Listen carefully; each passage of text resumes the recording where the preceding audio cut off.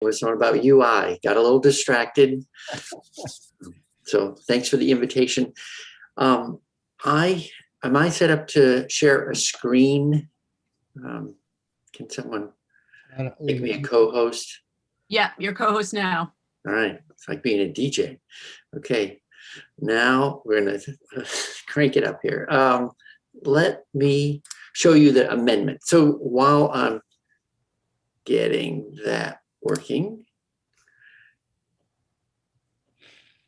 let me slow down because there are, let me explain while I find the right screen. In essence, on sections 10 and 11, we took quite a bit of additional testimony. As you know, there's a lot of, I'd say, confusion around the issues related to water quality. What role will hookups play compared to the capacity of any system to accept more hookups? What we went through and vetted was that the system is currently, can you see a screen yet? We can, but it's very small. Is there any way you can make it larger? All right, and is it highlighted sort of in orange? Yes. Okay. Great. Yes, I will make it bigger.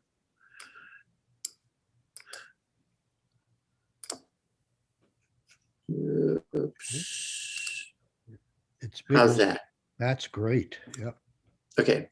So basically what we sorted out was that the state's fiduciary, not fiduciary, well, fiduciary responsibility, stewardship responsibility to only hook up to a wastewater treatment facility and system that's capable of accepting more connections. That is defined in the permits that ANR currently manages and will continue to manage under delegation from the EPA. No change at all there. So the whole thing of worrying about connecting, I would say worrying about connecting when you should not connect anything more is unchanged by the bill. This is really a lot narrower than some people have thought, and that is we're talking about the quality of the connection made. Is it to specification? There are a lot of specifications on how you should do that properly. So what was a little unclear, if we allowed municipalities to make those connections entirely on their own without getting an ANR sign off as well, which was duplicative, added time and expense. No one wants unproductive time and expense. It was unclear whether or not the same level of qualification was required by whomever proposed how to make the connection. So in the first instance of amendment, we add that when that connection is being made at the local level, it still needs to be issued by a professional engineer or licensed designer. So it's just, it was implicit in the law. We make it explicit. Can I ask a question? Please. Is that only for a new hookup or for a change in use?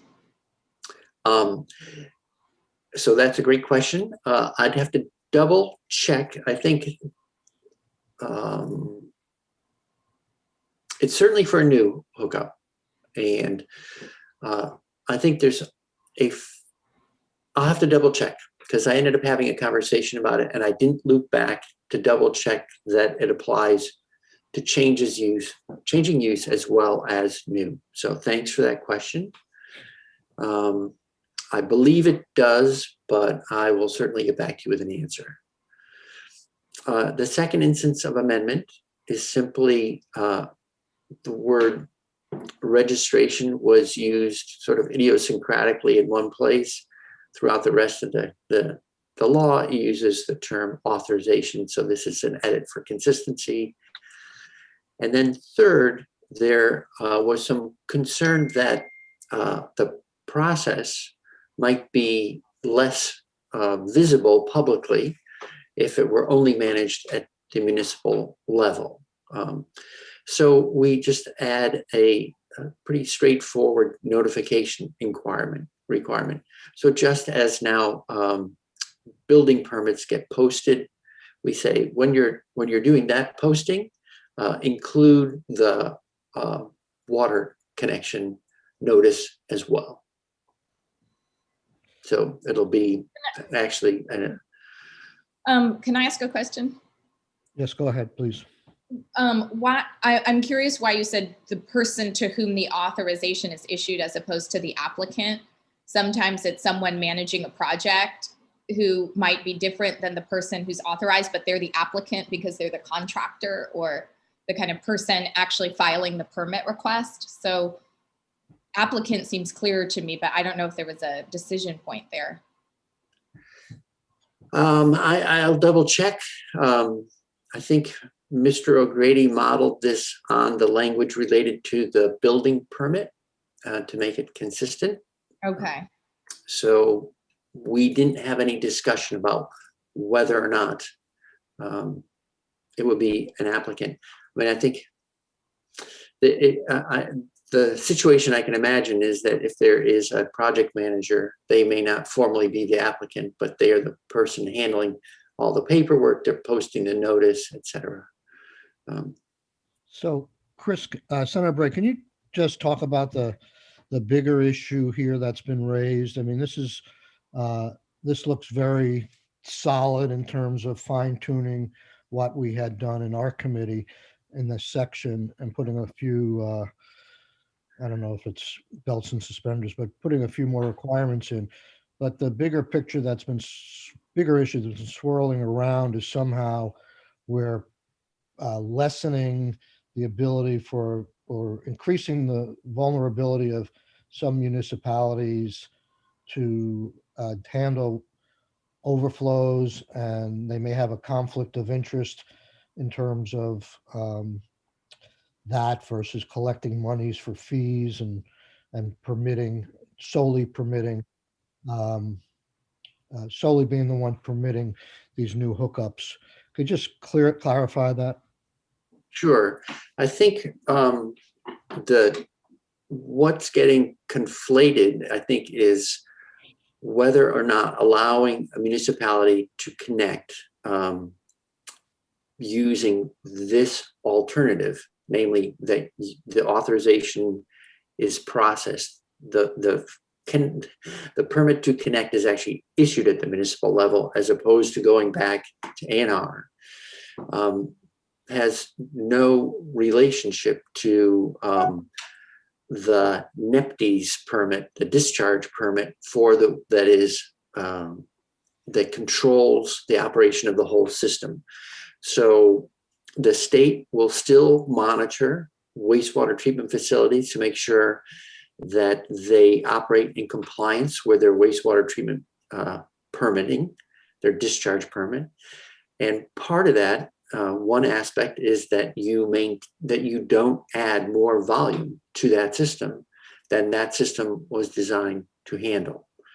So they would violate their NEPDES permit, which the state will continue to monitor if they were to make too many connections.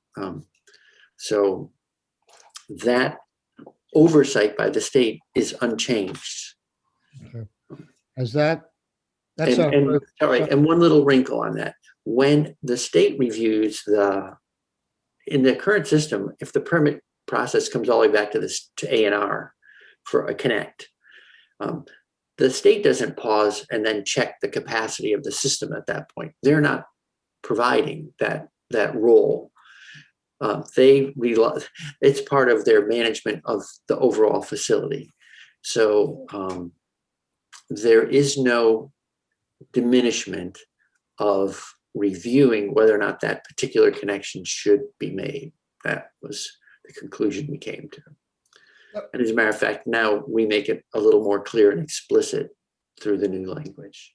Sorry, can you just clarify that? Because we have in another bill, we're all about inspections. So they don't go out and check the capacity of a system. I mean, they do that it's all paperwork. I mean, how do they know when the load is at the tipping point, or one more connection would in fact put too much capacity on the system as it's structured and created at that moment. So, And what's the consequence of their letting that happen? so all plants are required to operate within the delegated, the EPA permit that's been delegated to the Agency of Natural Resources to administer. It's called the NPDES permit. And that relationship's unchanged. So I don't know the frequency at which ANR consults with the wastewater treatment facilities to monitor, for oversight purposes. Yeah. I don't know the consequences of failing to operate within your permit. So I can't offer you more information on that. Thank Yeah. you. Have you made any progress, Senator Bray, or update on the fee question and loss of revenue that we were talking about in finance? I saw that there was a note. I haven't reviewed it yet from Graham. So I don't know if I just saw it late yesterday that Graham had sent a note to finance on 101. So Okay. It went to the whole committee? I believe so. Yeah. Okay, thank you. Yeah. Check that out. Does anybody, if no one has any other questions, are we prepared to vote on supporting or opposing? I guess I see on here, there's a couple of named senators from Natural Resources on it, but you have it in front of you. I'd like to just get a show of hands if we're supportive of what Chris just explained. All those in favor, please say aye. Before you do that, Mr. Whoop. Chair, before you do that, I feel like I need to hear back from the chair about the issue that Keisha asked about. I feel like I need the answer to that before I can agree to the amendment. Okay. So the bill is in, well, actually it just came out of finance. I think it's over to approach now. So it's not on the floor. I will chase that down. We have a little time. My hope is in the end, once the committee's able to review it, and thank you for the question, good question. We talked about a lot of different aspects. I'd like to come back and see if maybe one or more members of this committee might sign on as sponsors, because that's the clearest message to the Senate as a whole when they see both committees, members of both committees offering an amendment that it's a amicable solution. So, Senator Ballant, is it your understanding that this is not on the floor today? That is my understanding, yes. Okay, for some reason I thought it was. That's why I was trying to move this along. So we have some time, and we'll get those answers, and we'll revisit this probably on Tuesday morning. Okay. Okay, great. I will chase that down. So Senator Rahm, let me just make sure that when I go inquire, it's basically you want to make sure that these same provisions are applying to change of use as well as new connections. Yes? Well, I'll talk about it with you offline. It's a little more Okay. nuanced than that. Okay. Sure, let's do that so that I don't chase down one answer to find that I'm missing another question.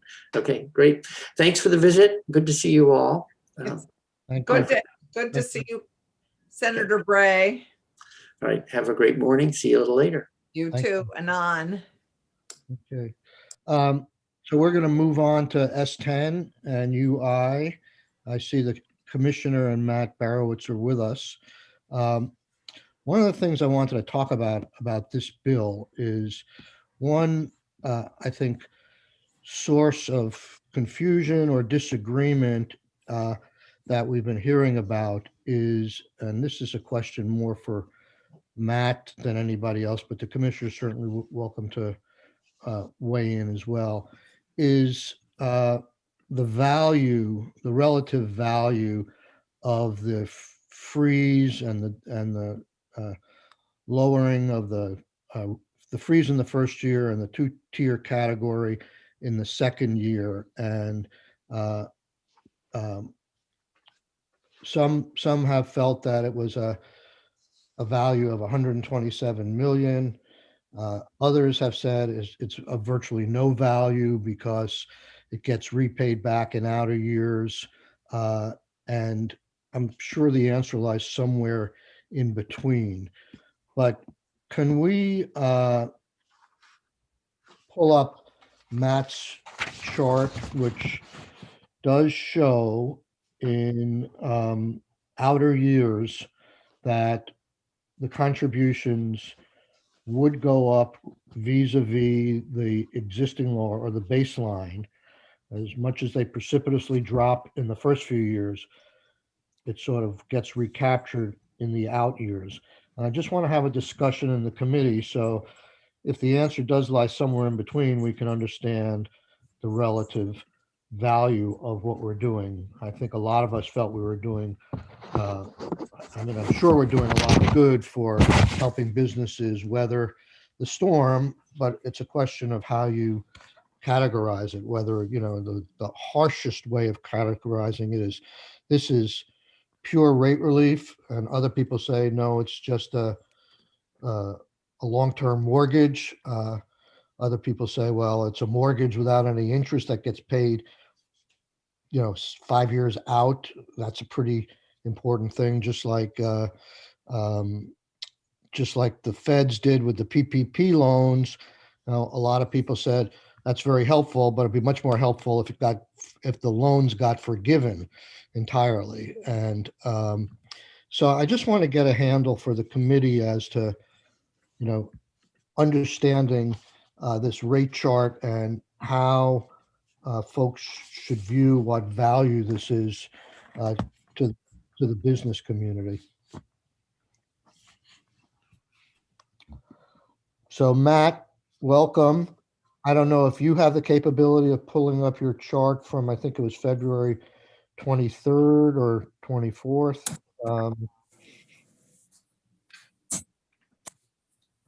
Good morning, Mr. Chair.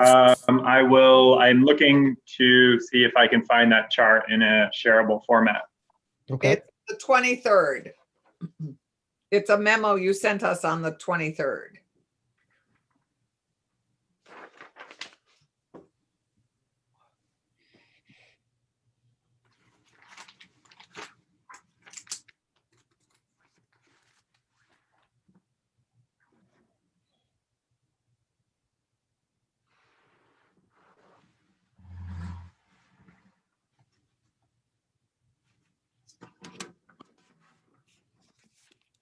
Okay. Okay. It looks like Nathan's got it, just as I got it, but I'll let Nathan drive.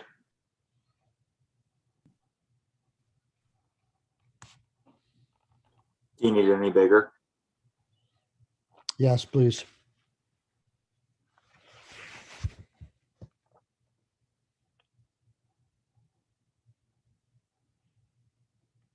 It's great.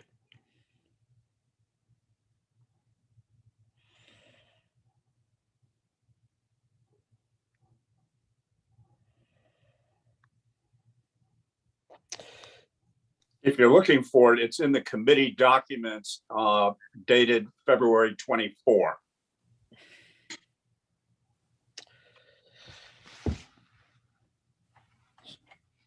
So in addition, Matt, to walking us through some of the numbers in the beginning and at the end of this decade cycle, I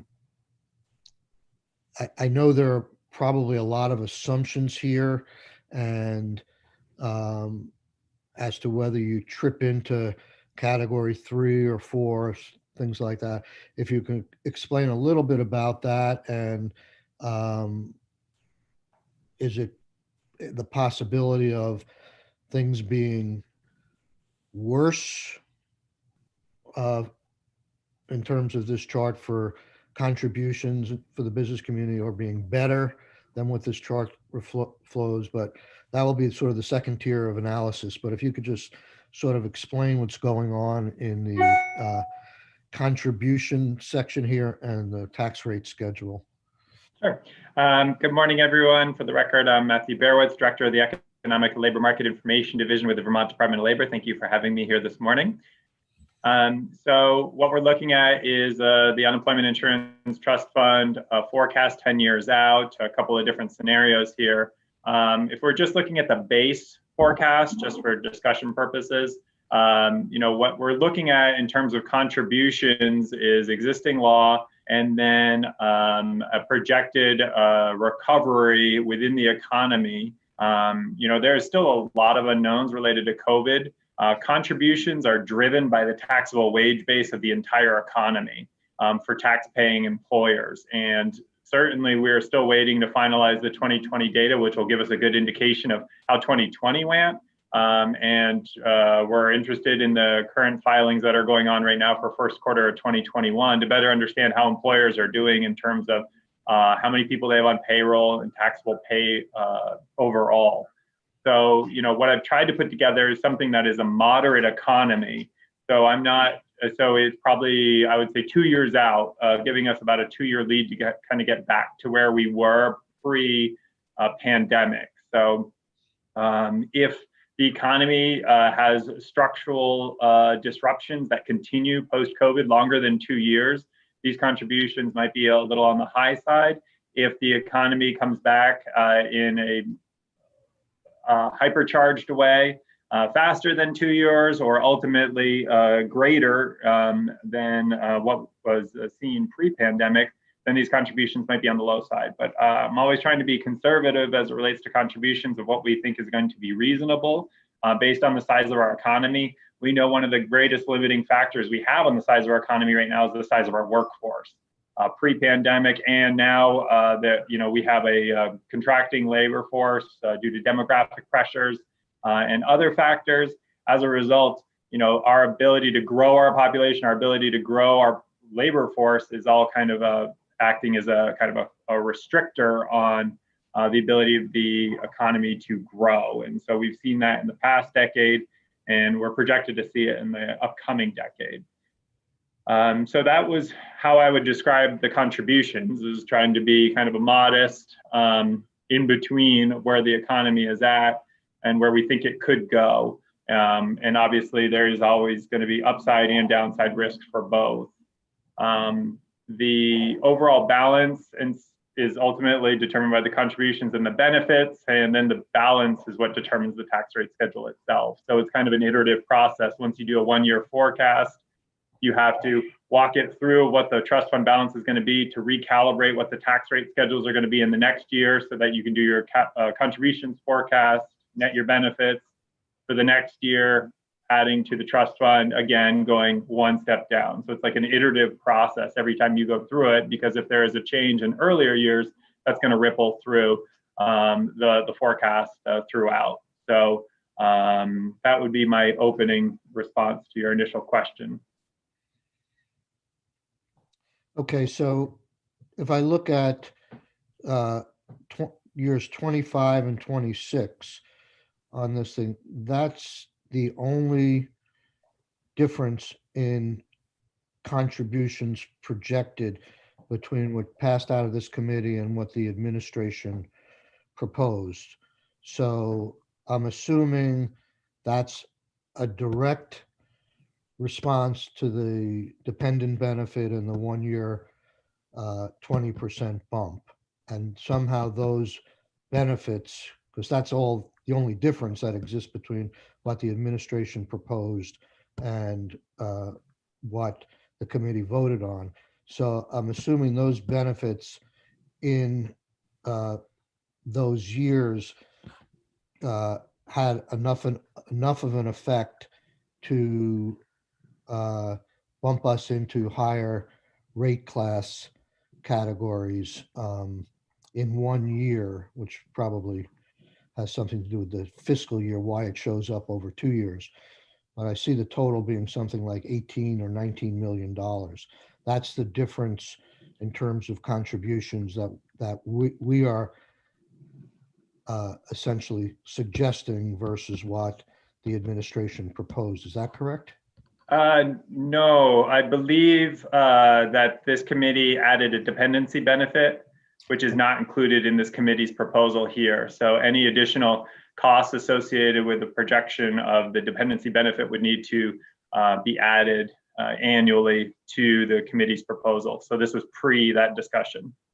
Okay, and I know there's been some conversation about that between you and Damien, and that you might be able to, with a little time, prepare something like that. But if the annual cost of the dependency benefit, I think people have, maybe I'm wrong, but I think people have sort of agreed that that's like $10 to $12 million in the out years. Are you able to in any way eyeball whether you think that would make enough of a difference to change any of the rate classifications? It will. I'm just not sure which years and which levels. There's definitely going to be at least one, if not multiple years that would be impacted by that because it is cumulative. So in the first year could be, there's estimates out there, 15 to 20 million. The next year, less than that, but the out years, as you said, 10 million. So even over the course of 10 years, even at the low estimate of 10 million, you're talking about $100 million. And that is certainly enough to move schedules. Okay. Well, if you have time, if we don't do this bill today, could you put that on your to-do list to incorporate those into this chart? Certainly. That was actually what I was working on before I got this invite. Okay, great. Thank you. Sorry to disrupt your work. May I raise a question, Mr. Chair, at this point? Yes. Obviously, the numbers that you have here are based on the formula that we're using to calculate what the fund balance ought to be, or the fund target at the end of the 10-year period. And there's a question that we've certainly discussed as to whether or not that's the right number. We started off the pandemic, as I recall, with roughly 500 million, and we're now talking about a target level of $1 billion. And that's largely driven by the experience of the pandemic, which is obviously very unusual. And the question is, are we looking at the right target, or is this target that we're shooting for really far too high based on our anticipated in future, as well as our long-term past experience? How would you suggest we get to the right target number, which will affect all of this? Certainly correct, Senator Brock. There's a couple of different ways we could go about that. There's been just kind of spitballing, for lack of a better word, discussions about, well, what happens if you just don't even look at 2020? What would that do? That would really take down what the trust fund thinks it needs in terms of tax rate schedule, because it would look at your worst year in the last 10 years, not including 2020, which takes you back to like 2011. There's other discussions if you averaged the two worst years during the look back period. So those are the two ones that I think make the most sense in terms of cleanest, simplest, and it allows you to kind of take a look at the overall pot of money to determine, hey, do you think this is going to be enough to weather an economic downturn, or however you want to characterize the nature of this rainy day fund. But those two seem to be the most appropriate. And we could even do something of like the worst 3 years on average, and that would further lower it, like kind of pull back the throttle, so to speak. Because when you just look at the worst year in the last 10 years, when you have these hopefully one-off scenarios like we did in 2020, the trust fund thinks it needs to be prepared to handle something like that every 10 years. And if we think this is, kind of like what we hoped with Irene, the 100-year storm, then maybe we're saying, oh, maybe we could get it by with a little bit less. It's, we like just with your own household finances, if you had a lumpy expense, you would not necessarily budget that in your rainy day fund because you knew it was a one-time thing, and so we could certainly, I could prepare a table that compares different things, and ultimately people could choose what they feel most comfortable with. So there are options. One of the questions is in terms of what's the right number to have in that trust fund. It's really a pure question of judgment, as opposed to any formula. And that, again, what are other states doing? Yeah, and this is where, again, the kind of the philosophy of the state itself is kind of reflected in the way the trust fund itself is managed. And as Director Wood has testified at times, there's other states that really try and keep as minimum. Like their approach is, hey, we want as little money in this trust fund as possible. And there's other states that are like, no, we want to have a healthy trust fund so we can sustain a really aggressive economic downturn. And that's kind of been a Vermont's approach in the past. And there's, reasonable people can disagree. But ultimately, if you think about this as money that's being removed from employers and, from an economic theory, this is money that would be removed from the equation of the employer-employee relationship. So the ability of it to even flow down in the form of wages to employees, you're removing it and putting it aside for a rainy day. And so some people say, well, we want to keep a lean rainy day fund and keep as much dollars in our economy and keep them flowing as best possible. And others say, no, we want to, this is what our role and responsibility is to ensure, without a doubt, we're not going to borrow again. And so a higher level. So the federal government gives us guidelines. They give us parameters. They don't enforce any of them. They just say, these are what we think you should have. And based on those metrics, historically, last couple of years, Vermont's had one of the healthiest trust funds in the country. And we still do based on our current numbers. So let me interject now at this point that Senator Brock and I have had several conversations. This is one point we clearly agree upon. We think the projections here lead to a number that's too high, and we should put that money back to work for both the benefit of the employers and the economy and workers. It's a question of what should be the target and how do we change the formula. I think it's a much bigger issue than we can deal with in the context of this bill, although we could set the stage for going forward on it. And I approach it from my history here because I remember that in 2010, when the grand bargain was struck, we were a few years prior to the Great Recession. We had been hovering, I think, around 300 million or 200 to 300 million, and it just got depleted very fast, and we went briefly into the red. But 300, short of that Great Recession, was viewed as a very healthy trust fund. So to triple the size of that in a course of a decade seems a little too conservative, too much in a rainy day fund. So I hope we can crack that nut as we go forward as well. So let me move on here. If you look at the contributions versus the base contributions versus what the administration proposes, it looks like starting in FY24, the administration's proposal increases contributions by about $12 million over existing law. Next year, $15 million. Next year, $15 million.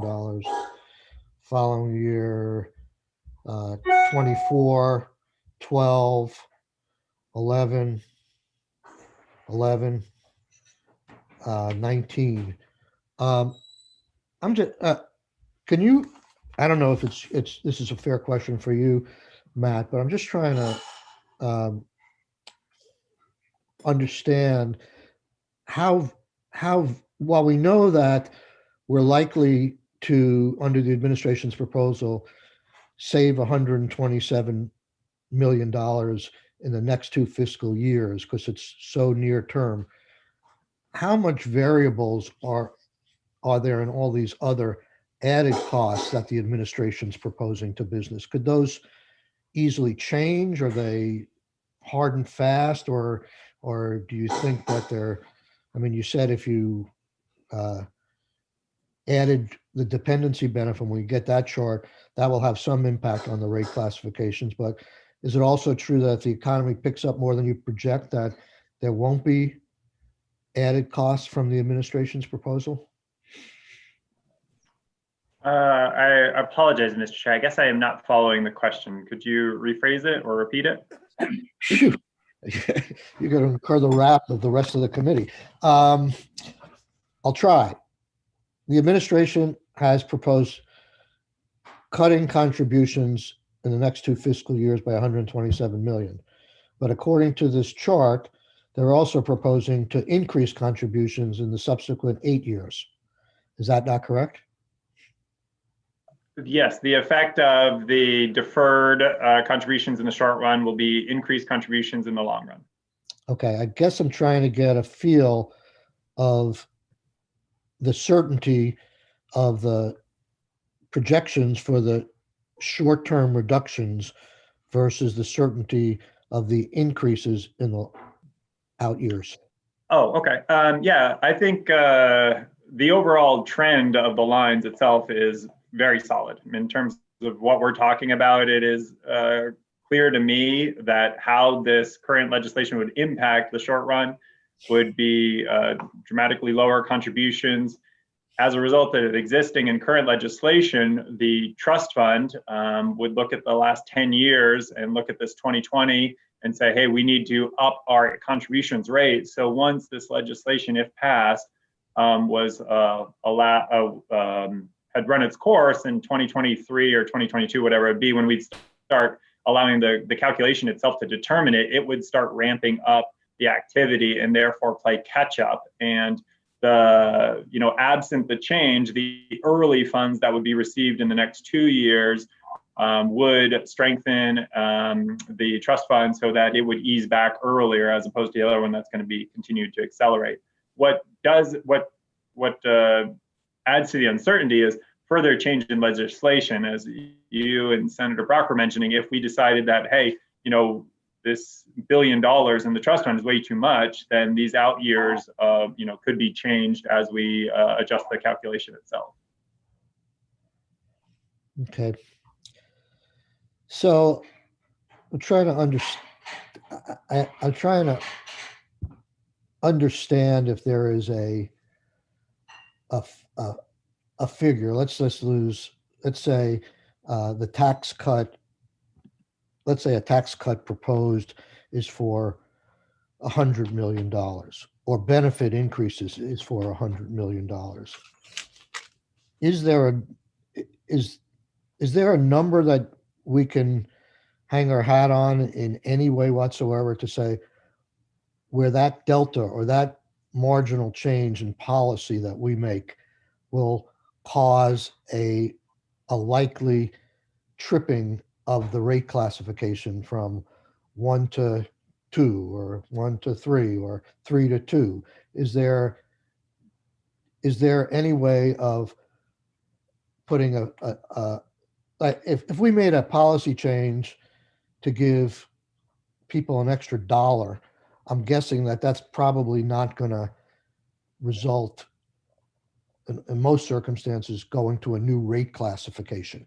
But is there a number where we could just use as a surrogate or something and say, well, if we cut if we cut taxes or raise benefits by X amount of dollars, that's pretty likely to cause in the out years or in the next year a rate classification in the 1 through 5?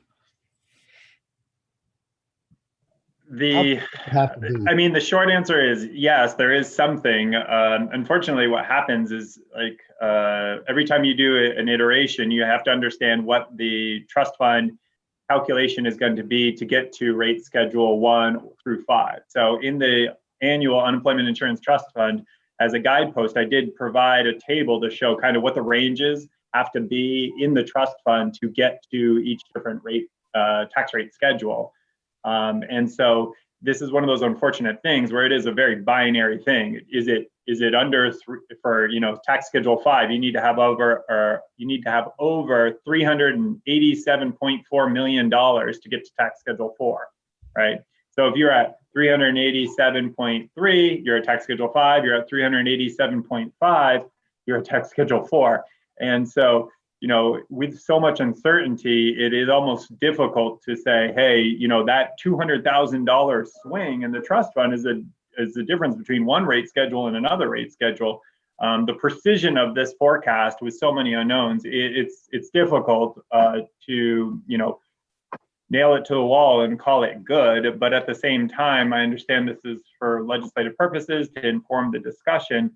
So each one of these little unemployment insurance trust fund balances at the end of each calendar year is close or not close to what the threshold might be. And so you can always tip something over at any given point. May I ask again a question regarding that statement? It's all still dependent upon the target at the end following the formula based on that highest number. Right. And so in a way, what my question is, how do we get to what the right number is? If, for example, we lock you, an economist, and an actuary in a room, how many hours would it take for you to come up with what the right number is? Because that really drives all of this. The only thing I want to say on that, just to be clear, Senator Brock, is we haven't set the right number yet. You just arrive at it by default under the given system. I agree. Yep. I just want to be clear. We should be looking to do that, figure it out, and then I think the mechanisms of getting there are mathematical in some ways. But with this Well, they may be, but $1 they billion also depend on comfort level. And the question, of course, is a degree of independence in coming up with that comfort level based on informed knowledge. Now, Matt and the folks in the Department of Labor have that knowledge, but at the same time, I would feel much more comfortable of having someone also, in effect, be the call it fact checker. Could the I, comfort giver. Could I jump in at some point?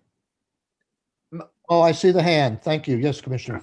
For the record, Michael Harrington, Commissioner, Department of Labor. So to Senator Brock's point, I think we are all in agreement that the way the system is designed right now, as Senator Sorokin said, you just kind of arrive at what the solvent number is based on the calculation, and based on what were your worst years.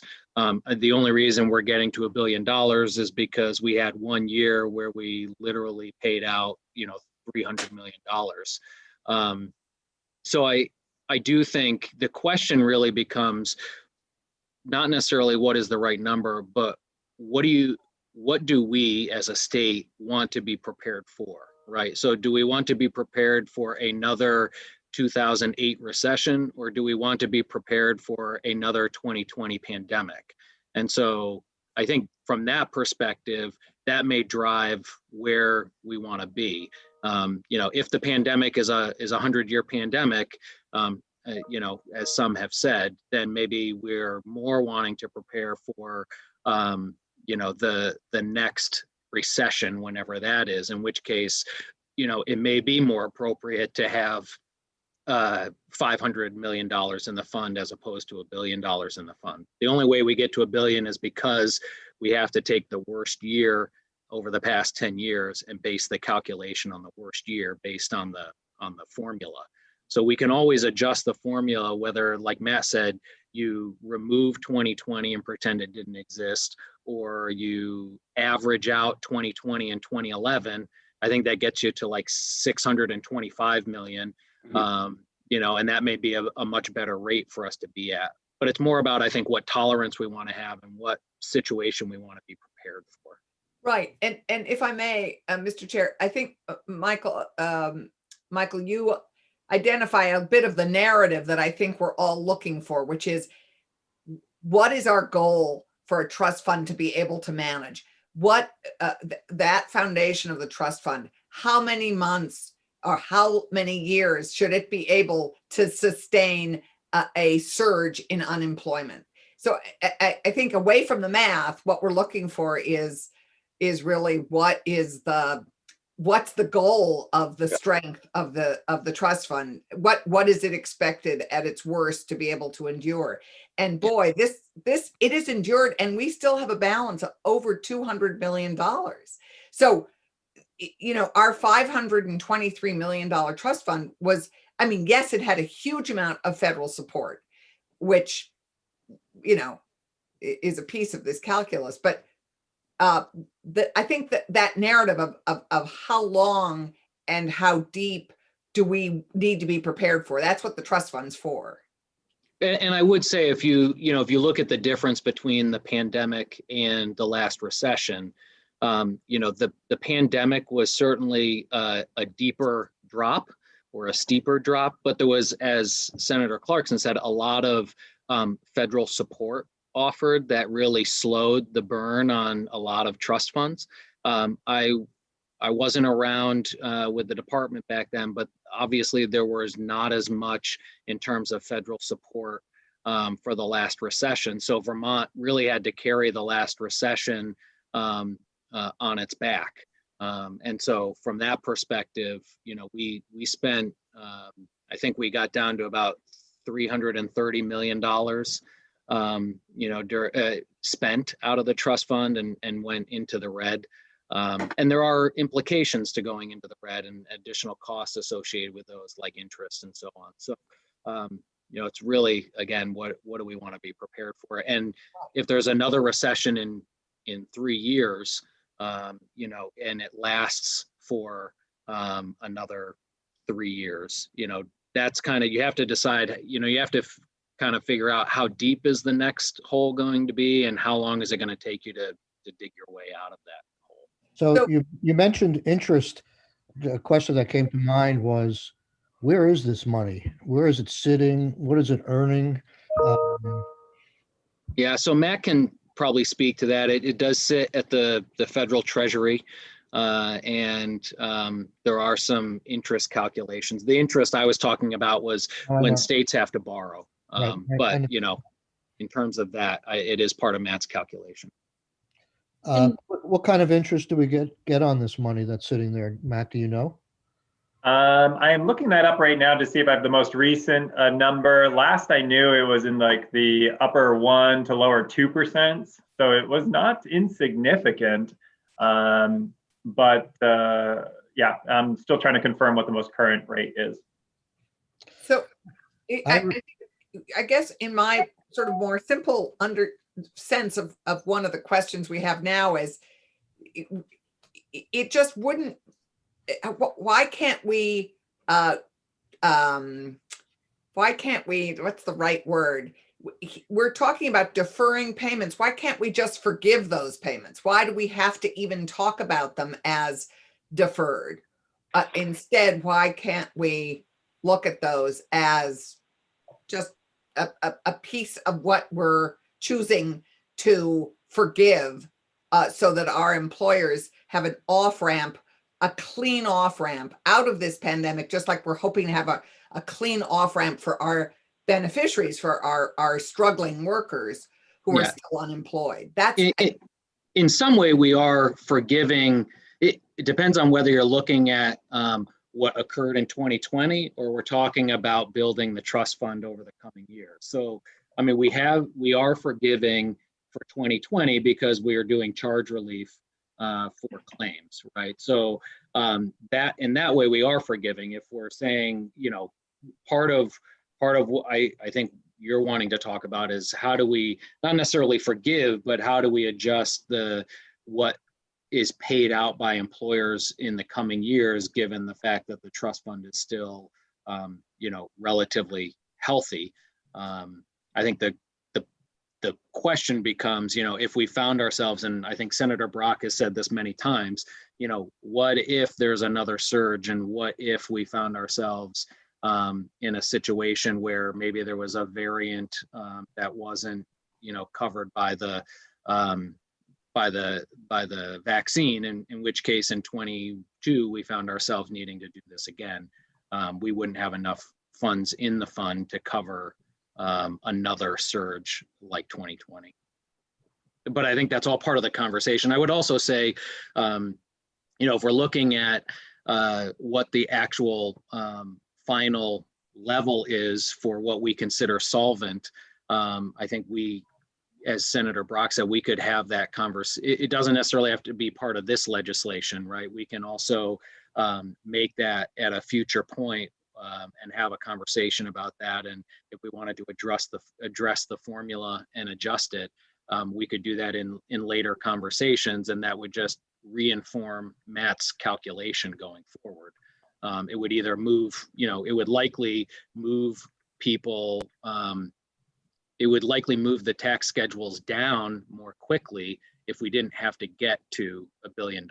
So we may never get to tax schedule 5, or we may only spend a very short amount of time in tax schedule 5 and 4 if we only had to get to, let's say, $600 million. There's the potential that we would never even get to tax schedule 5 if we adjusted what the end result was needing to be. As part of the deliberations that might go forward on coming up with a target, my recollection is that in the recession, we were doing far better than most other states which on one hand, someone could say the other states were taking a flippant attitude towards this and felt that the feds were going to bail them out or relieve them of interest charges.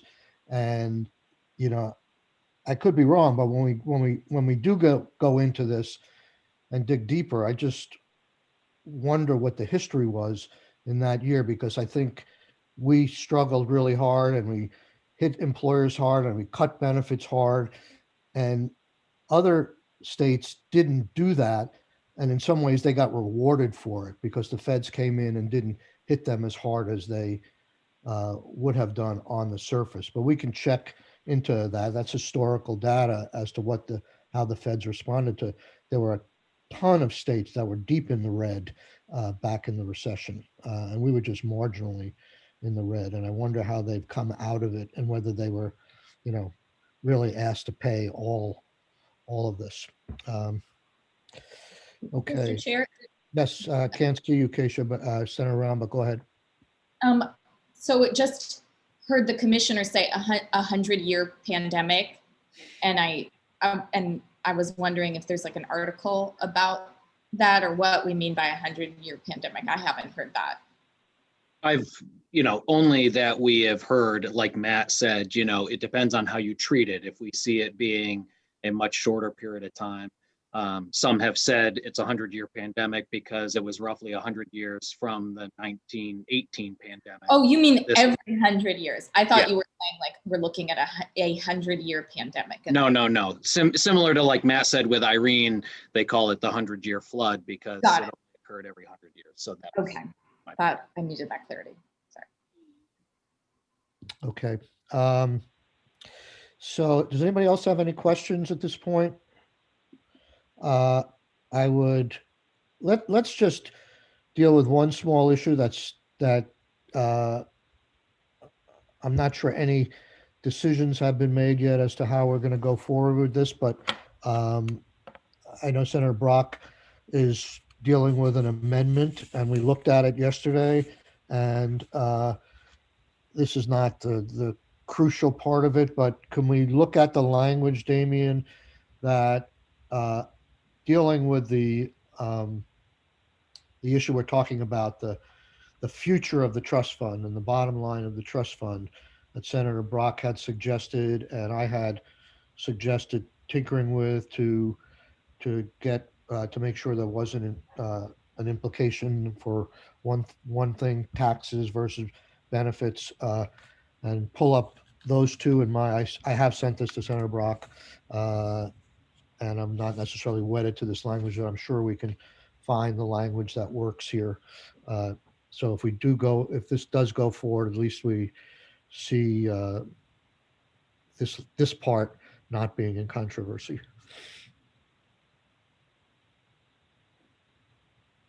Sure. Let me pull that right up and let me just share my screen. Well, while you're doing that, Damien, Matt, are you expecting to come back with any figures before you leave us? Are you expecting to come back with us with figures about the dependent benefit today? I don't know the answer to that question. I am working on the forecast and the estimates. If the committee asks for follow-up, I will follow up. Okay, thanks. it correct, though, that in the follow-up you're going to do is you're going to redo the chart that we have just been looking at and add into that the dependent benefit? And then are you also going to give us one or more additional views in which the ending trust fund balance is lowered based upon the discussion we have of a couple of different alternatives of ways to do that? I can. What would be easiest in terms of time sensitivity for the committee would be to complete the forecast for dependency similar to what you're seeing. So we'd add basically another column. And then I would actually propose a standalone chart just kind of showing what the thresholds for each of the tax rate schedules would be. And I wouldn't want to apply each of those possible scenarios to the existing forecast, because then you're starting to get into iterations on iterations. So that's what I would propose, if that would be acceptable. So to explain that more further, in the annual unemployment insurance trust fund report, there's a table that says, hey, to get to Schedule 1, you need to have this much money, Schedule 2, 3, 4, 5. And I would propose to build those out for a couple of different scenarios, like if you didn't look at 2020, if you use the average of the 2 worst years, those type of things. Yeah. Just to give us snapshots to show what kind of the threshold differences would be. Yeah, I would also, though, be interested in what is the total amount over the 10-year period that would have to be paid in under each of those scenarios, so that you could see what that total impact actually is. Okay, that is going to take time, because as I said, it's an iterative process for each year in each scenario for each calculation. And then you'd have to walk it out 10 years. So that is, it grows exponentially every time you change, or if you're trying to calibrate that each forecast to a new set of parameters. But it can be done. Bigger computer? More time in the day. Okay, let's go back to Damien. Sure. So what I've got up in front of you is the language from Senator Brock's amendment from yesterday. So what this would require is for the commissioner to report back to this committee and its House counterpart with a proposal for legislative changes necessary to revise the formula for determining the UI rate schedule under 21 VSA 1326 in a manner that results in a reduction in unemployment contributions due between July 1, 2023 and June 30th, 2031, and ensures that the UI Trust Fund will, on or before December 31, 2030, achieve a balance sufficient to maintain solvency during an average economic recession, which we've defined as an average recession based on the last 30 years. Which I defined as that. And then the other piece of this is on or before October 15th, the commissioner would have to submit the proposal to the state treasurer so that the state treasurer could independently review the proposal and determine whether it would allow the unemployment trust fund to achieve a balance sufficient to maintain solvency during an average economic recession. Senator Sirotkin asked me to provide some revisions to that. And so the revisions are, in addition to reduction in unemployment contributions, also increased benefits paid to claimants during that period. And then also requiring the commissioner to consult with and solicit feedback from representatives of employers and employees. And then to include in the report the identity of the employers and employees representatives that were consulted with, and a summary of the feedback provided by them. That would be those are the only changes there within the amendment. So it basically is adding, Senator Brock, you're muted. Question regarding the change on line 10, when you take into account and increase benefits paid to claimants. did you stick with those increased benefits that are contained in the amendment as submitted, which are limited to a 1-year period, and a 1-year period exclusive of the period in which federal benefit supplements are being paid? Or did you expand the benefits to any longer period than that conceptually? I think I can answer as that. it, I think that question was directed to me. No? sure.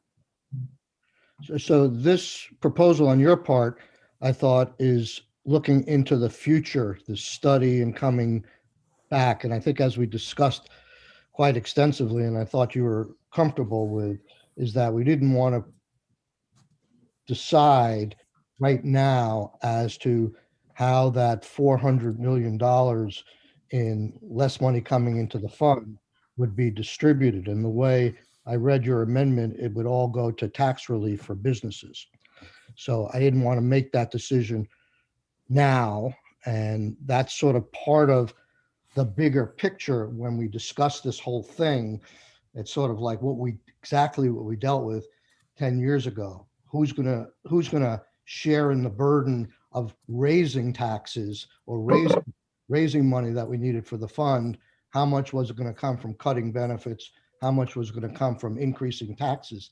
That's a much bigger discussion, which I'm very willing to have. And I think we need time to do that judiciously. But this was to get the ball rolling as to getting to the right number. So we could either mention benefits and tax contributions on both sides, or we could just be silent on it and not say anything that implies that every dollar that's going to come out of that $400 million relief is going to go to tax relief. And that's why we had this conversation yesterday. Well, in terms of the calculation and this particular piece, that's correct. However, the underlying bill provides the 20% increase and also the $50 credit. The $50 credit is not time limited. The 20% is a 1-year period. In the amendment as drafted, both are targeted, and Damon, you correct me, as I don't have it in front of me, that the benefit increases for each category is limited to 1 year, and they only go into effect in the event that the federal supplemental benefit is not being paid at the same time. That's right. Your amendment would delay those until the FPUC, federal supplemental $300 benefit, is not being paid. I'm not sure if I'm fully understanding what you're asking, Senator Brock. I mean, what I'm asking is if you do the math and you pay those additional benefits, the 20% and the $50, if you pay it at the same time, the federal $300 a week payment is being made, then employees, let's say an employee at $20 an hour, if you do the math, will earn more while unemployed than they would if they were working full time. I'm not sure what this has to do with what this section we're talking about. I see these things very different. This is a much more long-term policy that I thought we all agreed we want to get a handle on. The other is the underlying bill, and we have difference of opinion as to what the dependency benefit would be. That's where we are. I don't see how this section affects it. In other words, all I'm saying is if you, as you drafted it, you didn't make the presumption that all the savings by lowering the target from existing law goes to decreased contributions. So we just stayed silent on it, and we have an opportunity in the future of how to rejigger the whole picture. That's fine. But so my thing was just one way of doing it.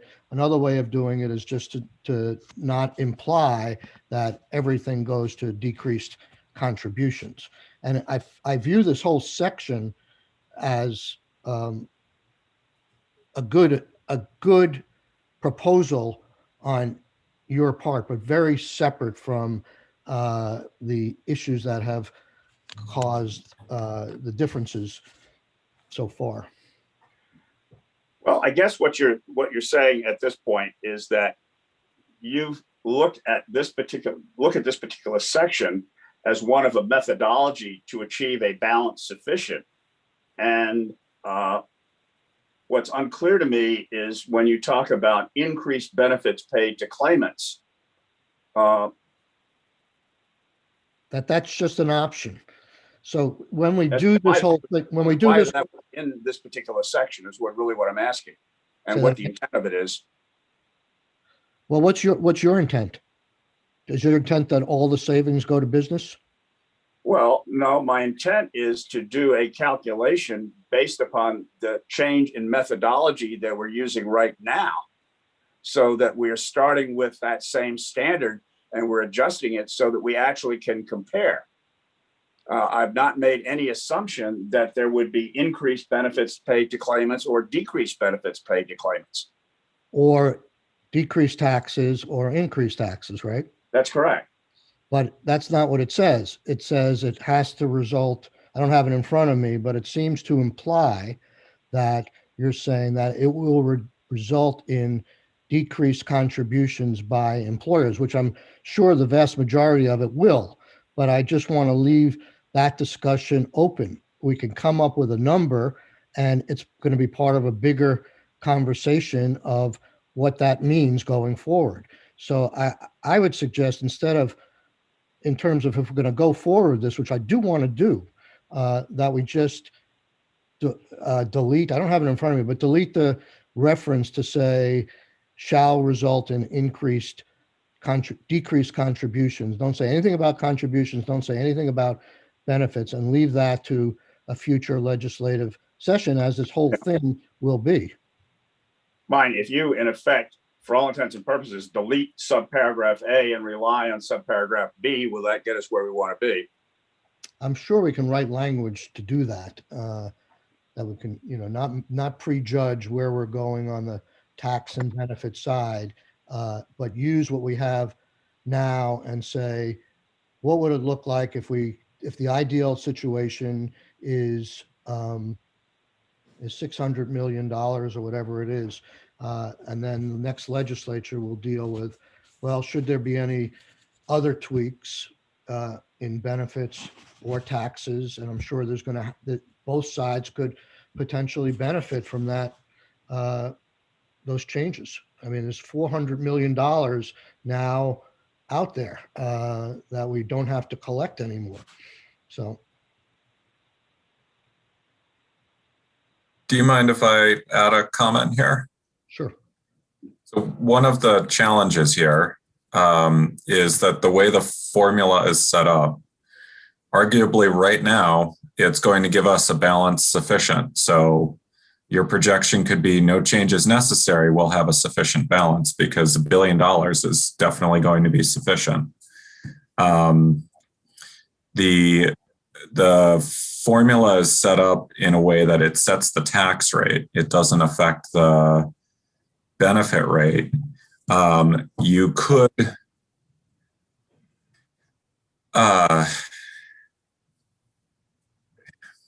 you could change the phrasing, and I could work with Matt to come up with phrasing that describes what you're looking for. So basically a balance that is sufficient to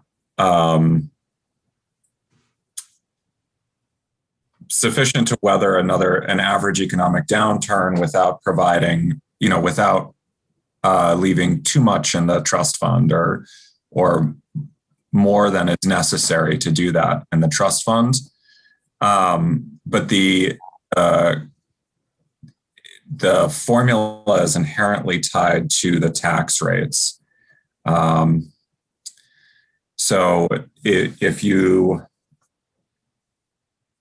So regardless of how you word this, the projection is tied to the tax rates because of the way the formula and the statute is set up.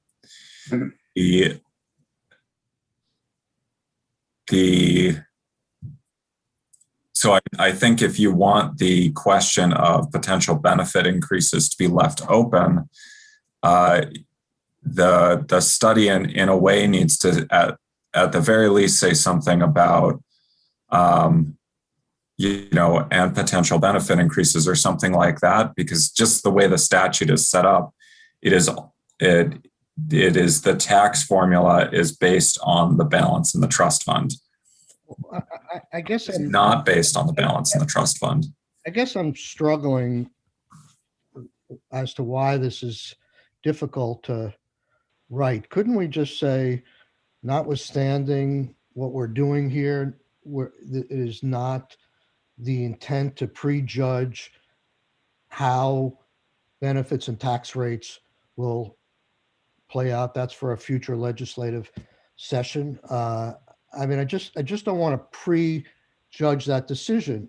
When we were in trouble, workers were asked to contribute to solving that.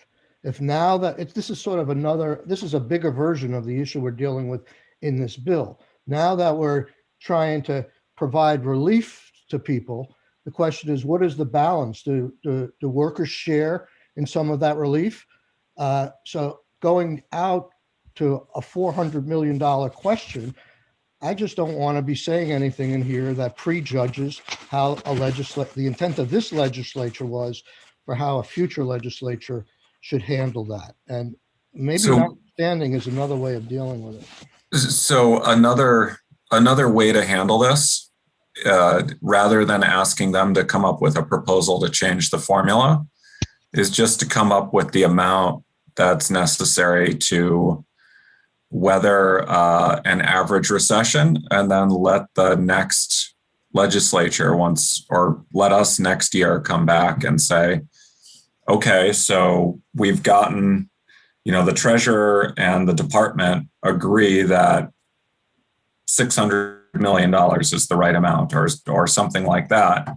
Now we can figure out, how do we get there? So it's kind of almost like the classic algebra problem. The answer is this. Now solve for the variables in the equation. And that's exactly what's the right balance. That's exactly what I'm trying to say.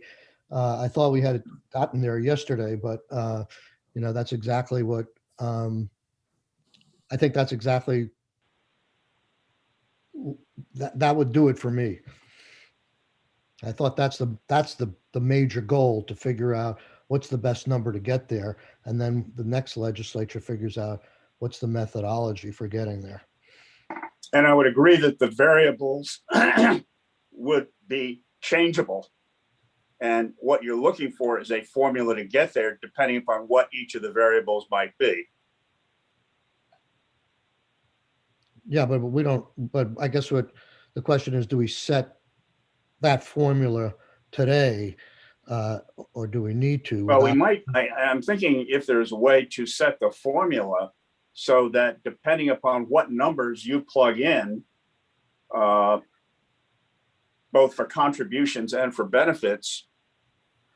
But that's such a huge discussion to have at this point. We wouldn't necessarily set those numbers. I mean, basically, I'm thinking that we would start from the status quo so that you are able to do comparisons from where we are now. Well, the status quo would definitely be there as an option. It'd be set right out. I mean, if we pick the number, the first thing we're probably going to look at is, if we used existing law, what would that look like? Okay, but I don't want to prejudge that is the solution. I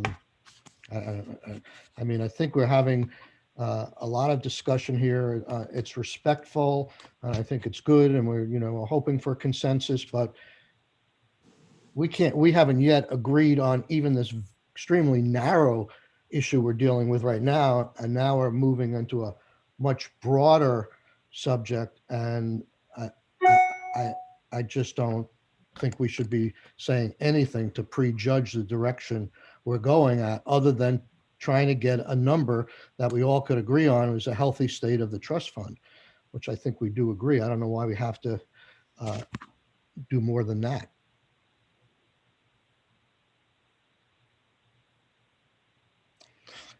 but we can sit on it. It's pretty clear that we're not gonna be dealing with this on the floor today, but continue to work on this amendment to see if there's some agreement we can come to.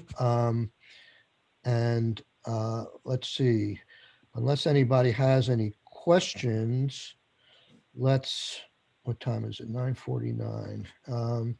Let's break till 10 and let's all come back. We may have not a lot more to say.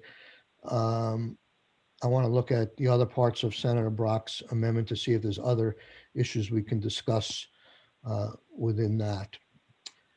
Any other questions, comments? Thank you all very much. We'll see you at 10 o'clock.